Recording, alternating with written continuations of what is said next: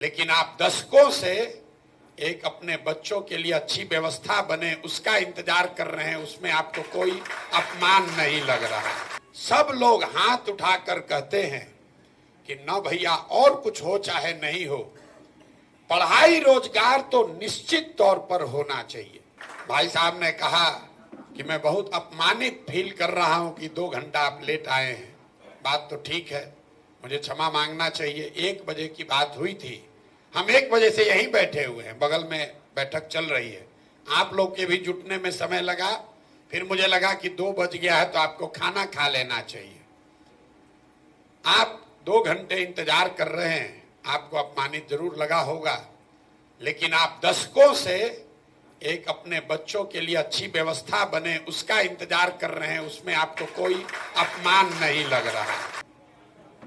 यहाँ पर जितने लोग आप आए हैं, आप लोग सब ग्रामीण क्षेत्रों में, कई लोग शहरों में, जो डिप्राइव्ड कम्युनिटी है, अपने आप को वंचित बताता है।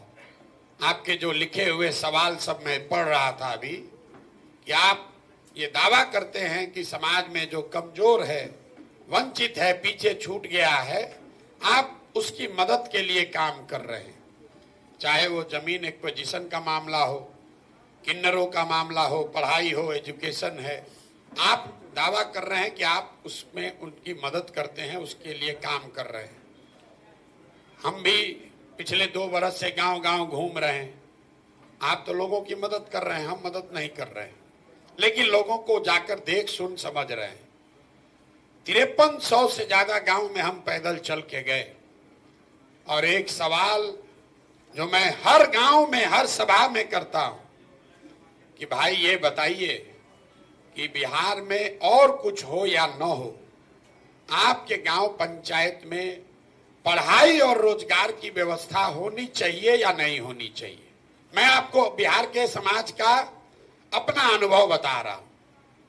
100% लोगों ने, चाहे वो किसी जाति का हो, धर्म का हो, पढ़ा लिखा हो, अनपढ़ हो, गरीब है, अमीर है, हिंदू है, मुसलमान है, महिला पुरुष, सब लोग हाथ उठाकर कहते हैं कि न भैया और कुछ हो चाहे नहीं हो, पढ़ाई रोजगार तो निश्चित तौर पर होना चाहिए। मैं 2 बरस पैदल चलने के बाद ये आपको दावे के साथ कह सकता हूं कि बिहार में कोई ऐसा गांव नहीं है जहां सारी चर्चा के बाद लोगों को अगर विकल्प दिया जाता है कि बताओ 1-2 काम जो होना चाहिए वो क्या होना चाहिए, लोग कहते हैं रोजगार, पढ़ाई होना चाहिए। उसके लिए प्रशांत किशोर और किसी एनजीओ की जरूरत नहीं है, लेकिन उसको ये मालूम नहीं है कि जवाब देने के बाद दूसरा सवाल क्या होगा। फिर मैं लोगों से पूछता हूं कि अपने अपने बच्चों के सर पर हाथ रखकर बोलो कि आप में से किसने जीवन में एक बार भी पढ़ाई और रोजगार के लिए वोट किया है। अब उसका परिणाम सुनिए।